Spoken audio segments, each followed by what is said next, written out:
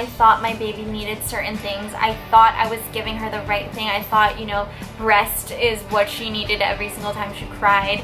And it was not working for me, and I was exhausted. Hey guys, welcome back to Infinite Mamabilities. I'm gonna get right into chapter 2 of Babywise. If you don't know, I am giving a summary to you guys of every chapter in the Babywise book, and we are now on chapter 2. I know that it's hard for some of you to read, find time to read, and just want to know what this book is even before you get into it. So I'm going to be doing that for you until the end of this book, and I will be trying to do it as fast as possible.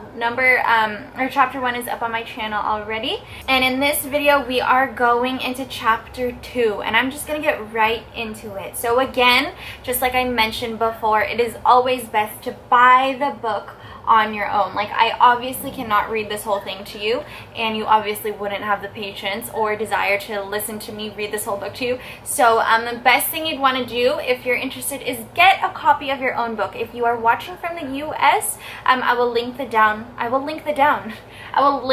links. Oh no, the links will be down below in the description box. If you are from the Philippines like me, then you can order directly from me. I will put my info down below, my Instagram and my Facebook down below, so that you can DM me for an order of your own book. And yes, alright, so let's get right into chapter 2. Alright, so chapter 2 of On Becoming Babywise is all about feeding philosophies. Last week we talked about right beginnings, which is chapter 1. Now we're going to get into feeding philosophies. So we still aren't at the training, like how to train part yet. We're just trying to set the foundation so that we know that what we're doing and why we're training is worth it, and the motive behind us training our children is right. So we're getting into chapter 2, and it's called Feeding Philosophies. So we're going to look at 2 major feeding philosophies that this chapter talks about that most parents just naturally fall into. And I'm going to give you the background behind it and why we fall into those philosophies. You know, depending on where you gave birth or who your doctor is, you might have been told while you were just even pregnant to demand feed your baby. Or if you're in another part of the world, or if you have a different kind of doctor, you might have been told, make sure you feed your baby every 2 hours or every 3 hours, and it will really differ. So I'm about to tell you why. The first feeding philosophy that it talks about is the philosophy of behaviorism, or clock feeding. Clock feeding is when you just like say, okay, my baby needs to eat every 4 hours. My baby needs to eat every 3 hours. So no matter what happens, regardless of the situation, if my baby is hungry, like, it doesn't matter. If my baby is sleeping, it doesn't matter. I need to feed my baby every 3 hours. So that is just strict clock feeding. Behaviorism, or clock feeding, was introduced in the 1920s, the book says, when women weren't as conservative anymore. Cigarettes were becoming more popular, even to the women. Short skirts, short hair. And part of that was also bottle feeding over breastfeeding. And the way that became possible was, as you know, formula.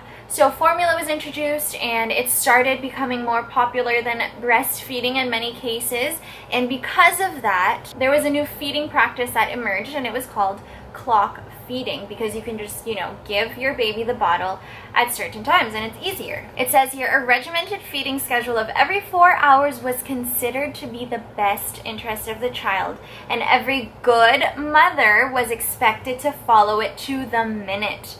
The baby who showed signs of hunger sooner than 4 hours was left to cry it out, because the clock, not the baby, determined when feedings occurred, with little regard to baby's immediate needs or the parent's natural inclination to intervene. So it was basically just, okay, no matter what, the clock is the answer. Doesn't matter if my baby is showing hunger cues or signs. Like, this is when that whole clock feeding thing came into play. All right, so that's the philosophy of behaviorism, or clock feeding. Next is the philosophy of NeoPrimitivism, which is child-led feeding. Child-led feeding came about in the 1940s, and it came about because of something called the birth trauma. I won't go too much into detail. You might not be the person who's interested in this. I personally am. So I enjoyed reading this part of the book. But basically it talks about how, you know, there was a psychologist, and basically he was saying that the birthing process is so traumatic for the baby, and basically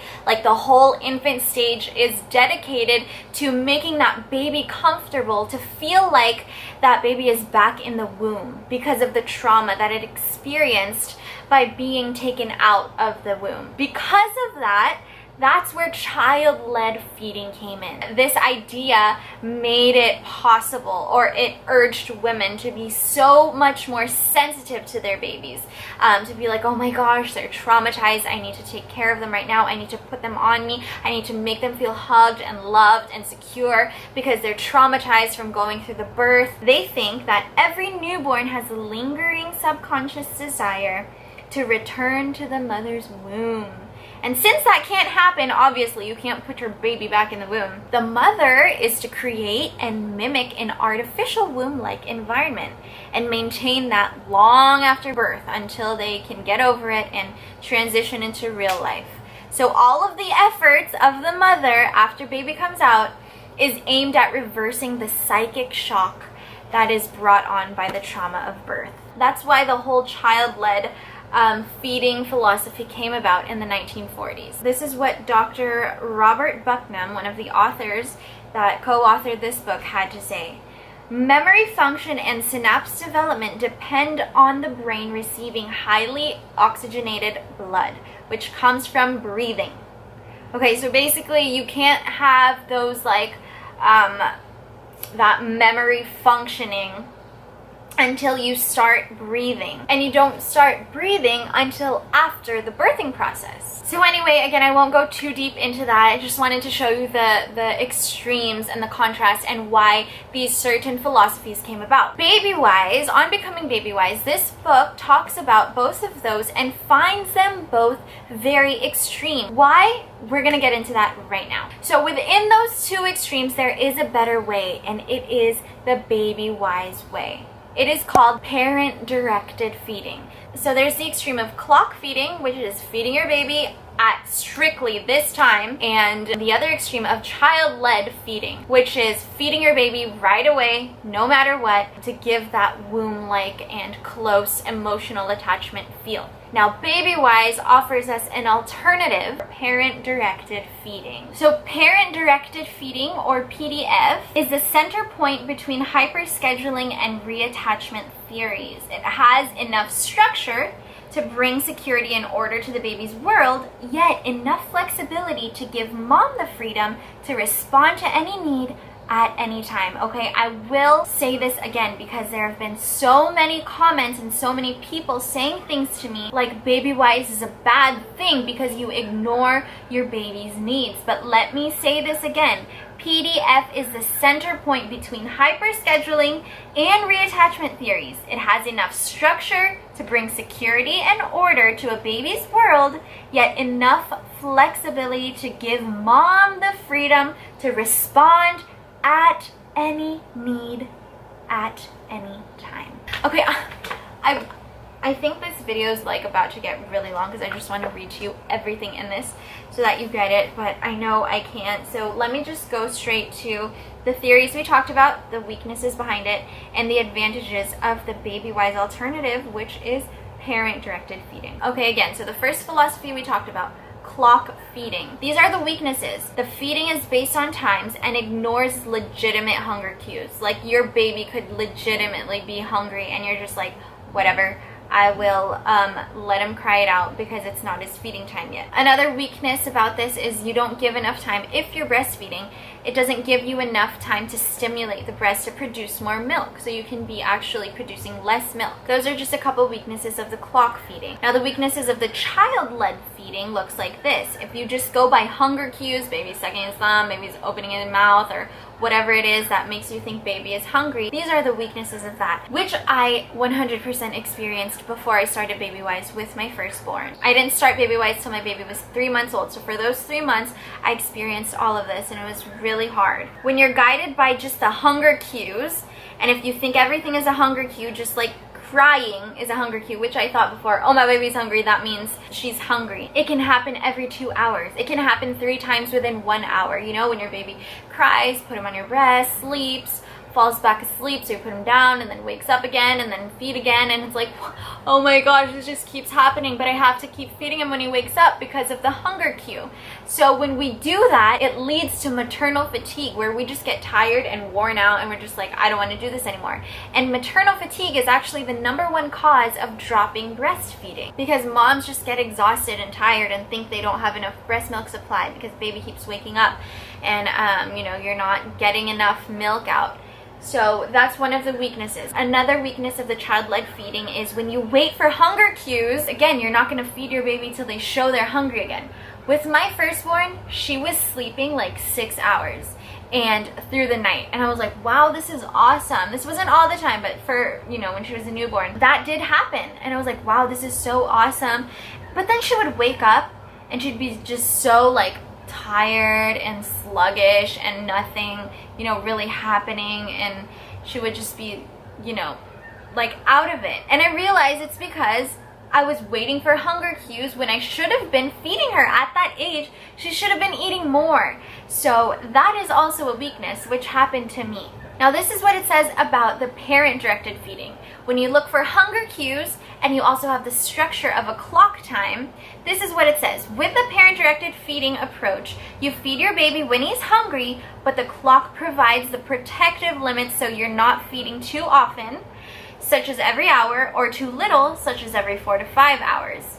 PDF brings into play the critical tool of parental assessment, which is the ability to assess a baby's needs and to respond accordingly. Once you have like the routine down and the training down, you'll know what your baby is crying about and you won't have to guess. Hunger, not the clock, determines feedings. Okay, I will say that again. Again, you guys who do not like Babywise and have messaged me and have commented and said it's evil. Yes, people have called it evil. You have said because you wait till a certain time to feed your baby. This is exactly what the book says. The clock is submissive to the cue because hunger, not the clock, determines feedings. So that is the alternative and the benefits that this Babywise alternative gives, the PDF. I will tell you, you know, apart from this chapter, it's not in this book, but by personal experience, it has helped so much. Again, I was struggling. I thought my baby needed certain things. I thought I was giving her the right thing. I thought, you know, breast is what she needed every single time she cried. And it was not working for me. And I was exhausted. And I would really cry because I just didn't know what to do.